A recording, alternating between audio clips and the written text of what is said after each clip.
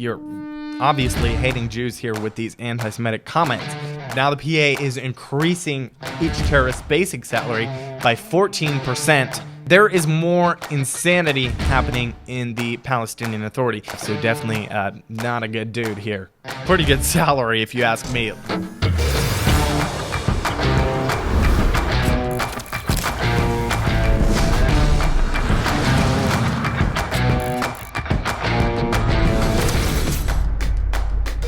Welcome to the Israel Guys, where we believe that in a world of Jew hatred and anti-Israel propaganda, you should have a direct connection to the land and people of Israel. I'm Justin Hilton, coming at you from the heartland of Israel. We're based on the Mount of Blessing, bringing you the accurate news from Israel. Guys, if you're watching on YouTube, make sure to hit subscribe. And if you want to, you can leave us a comment and share the video. It really helps us out to get the word out, so more people can hear the accurate headlines from Israel. So, without further ado, we're going to jump into the news this morning. This past Monday, Israel conducted counterterrorism activities in Jenin, and thank God they were able to arrest an Islamic Jihad terror leader. And I'm going to show you some footage here of the arrest, but the footage was taken from the security cameras of a business near the home of the sheikh who was arrested, Bassam Asadi, and it shows the soldiers pulling Asadi out, pulling him out while also engaging in a shootout with terrorists. We'll play the video here.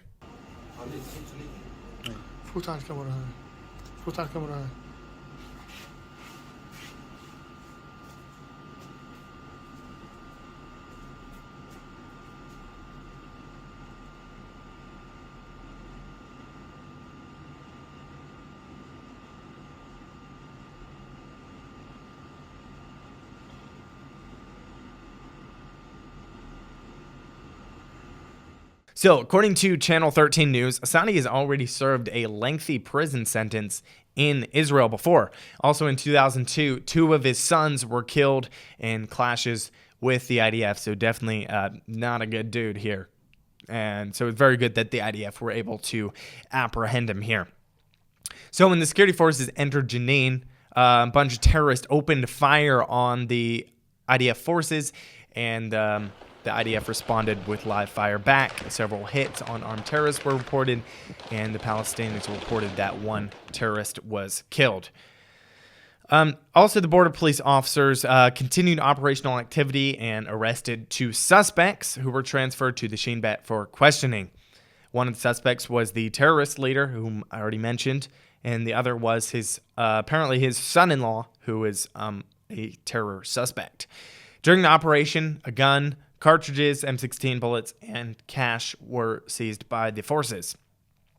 So, after all this, following a situational assessment, after the terrorist activities were identified with the Palestinian Islamic Jihad terrorist organization, it was actually decided to block off areas and routes adjacent to the Gaza Strip security fence as of yesterday morning. A security official kind of explained what's going on. He said the preventive measures in the Gaza Strip are designed to prevent the Islamic Jihad from degenerating the Gaza Strip into a reaction and escalation. Also, it's been decided to close a beach down, cancel train services between Ashkelon and Sderot, and also to close the Eretz crossing. All right, now for some Israeli politics. Don't you just love politics? You gotta love them. Religious Zionism and Otzma Yehudit are pretty close to an agreement now on a joint run. I talked about last week. They're planning on doing a joint run together in the next elections. But now they're closer than ever to forming an agreement, basically. So MK Bezalel Smotrich, he's the chairman of the Religious Zionism Party. He said on Tuesday morning, he talked about the negotiations between himself and MK Itamar Ben-Gvir, who is the chairman of the Otzma Yehudit party. He said, quote, Ben-Gvir and I are holding negotiations, and with God's help, we are close to closing. We are standing in a much better place, and we want to run together. We understand that this is the correct thing. We are aiming for zero risk in order to maximize the electorate. We have come closer together. This has a price. Patience.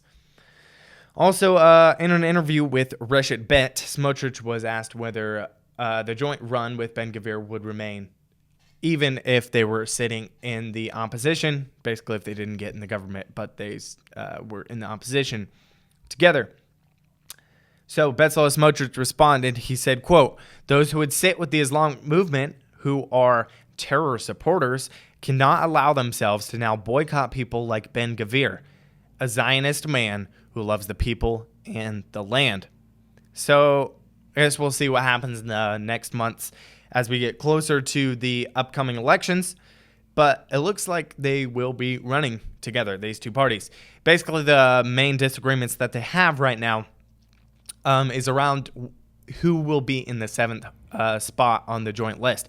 A spot which recent polls is showing is a very realistic one. So Smotrich basically wants to draw votes from the soft right, basically people who would vote for the Zionist Spirit Party, who is headed by Yair Lapid. Yair Lapid from the Yamina party joined with Derech Eretz, and it was renamed to the Zionist Spirit. But basically, Smotrich wants to draw votes away from them to the candidate that he wants to put in the seventh spot, basically like a religious guy. But Ben Gvir basically wants a traditional candidate, somebody more secular that would represent maybe a broader spectrum.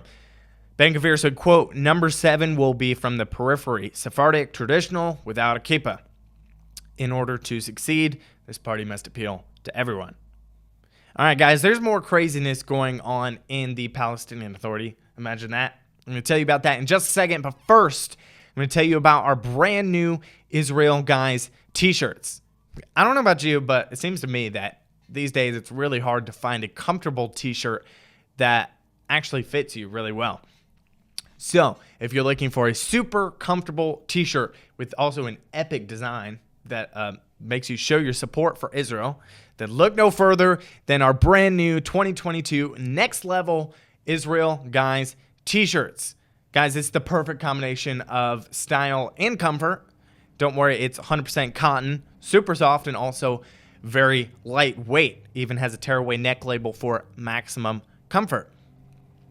Also, if you thought that wasn't good enough, it's got an epic design on the sleeve, which is a blend of the American and Israeli flag. So it's great for any Americans who want to show their support for the nation of Israel. Guys, go to shop.theisraelguys.com. That's shop.theisraelguys.com to get your Next Level The Israel Guys shirt, t-shirt, and show off your support for the land of Israel. All right, there is more insanity happening in the Palestinian Authority. And when I mean insanity, I mean like craziness. So 20 years ago, I don't know if some of you might remember, there was a deadly bombing at the Hebrew University in Jerusalem. In this attack, the university's cafeteria was bombed, and unfortunately 9 people were killed, including 5 American citizens, and also wounded more than 80 others. So the 4 Arab terrorists who were responsible for the attack, they've been in Israeli prison since then, but altogether in these 20 years, they have received 8,022,600 shekels from the Palestinian Authority. That is crazy. And if you thought that was bad, well, now the PA is increasing each terrorist's basic salary by 14% this month, which is from 7,000 shekels to 8,000 shekels a month. Pretty good salary, if you ask me, 8,000 shekels a month. Plus, since they're Jerusalem residents, they're receiving an additional 300 shekels per month. Guys, how long is this going on? Is this going to continue to happen?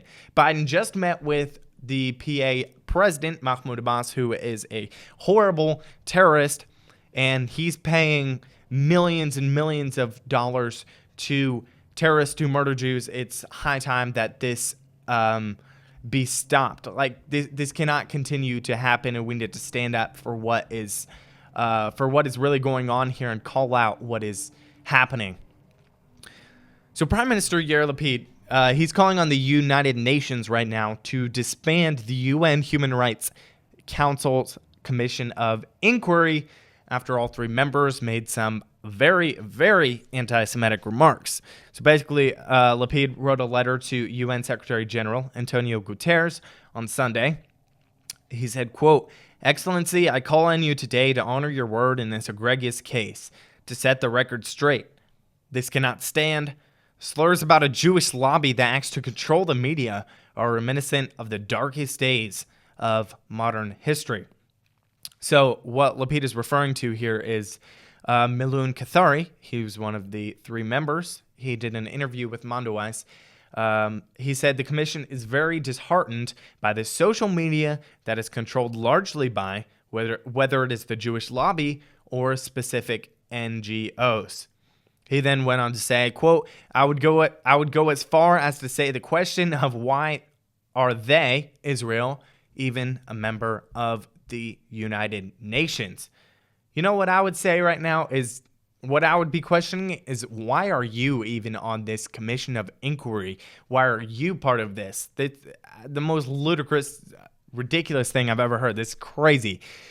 So the chairwoman of the commission of inquiry, Navi Pillay, she defended Kothari's remarks, and she said that the commission has been plagued with accusations of hating Jews, accusations that are very true. You're obviously hating Jews here with these anti-Semitic comments, so you're not being plagued with accusations because they're actually true here. She also quoted third Commission of Inquiry member Chris Sodati as saying at a June UNHRC meeting that, quote, Jews are throwing around accusations of anti-Semitism like rice at a wedding. Wow, how dare you make that this horrible statement. As though that wasn't bad enough or good enough for them. Before this commission was even formed, all 3 of the members were quoted as making public statements accusing Israel of apartheid and war crimes, which is absolutely ridiculous. So, in the letter that Lapid wrote, he demanded the, quote, the immediate removal of all 3 members of the Commission of Inquiry tasked with investigating Israel and the disbanding of the commission. The fight against anti-Semitism cannot be waged with words alone. It requires action. This is the time for action. It is time to disband the commission. From Mr. Kothari's outrageous slurs to Ms. Pillay's defense of the indefensible, this commission does not just endorse anti-Semitism, it fuels it. Yair Lapid nailed it here, and I absolutely agree with what he's saying. This commission they're not just endorsing anti-Semitism, they're actually fueling it and spurring it on. So Israel has made diplomatic efforts to get the support of some other countries in its efforts against the Commission of Inquiry, and thankfully they've been partly successful. Several countries have already condemned Kothari's remarks, including the U.S., France, Canada, Germany, and the U.K. I read an article from JNS, which stands for Jewish News Syndicate. It's a conservative news anchor here in Israel. I thought this article was really good on this issue of the United Nations Human Rights Council of Inquiry here. He said, quote, condemnations of Kothari, though entirely appropriate, are actually beside the point. The UNHRC singles out Israel for disproportionate and libelous condemnation as a matter of course.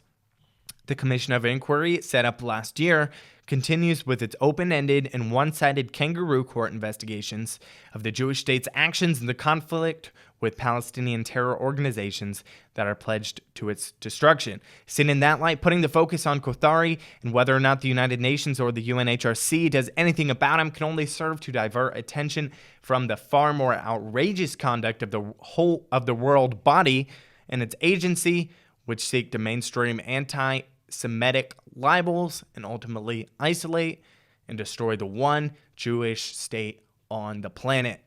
I think that's very true. The UN, it seems that their entire goal as an organization is to isolate and destroy the only country that the Jews have, just a tiny little country that's smaller than the size of New Hampshire even, and surrounded by huge Arab states.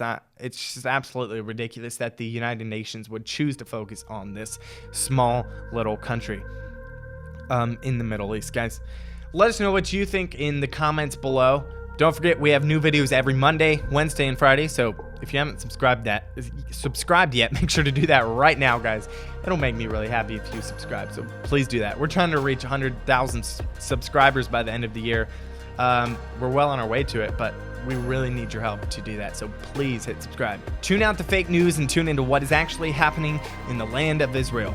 We'll be back every Monday, Wednesday, and Friday with your direct connection to the land and people of Israel.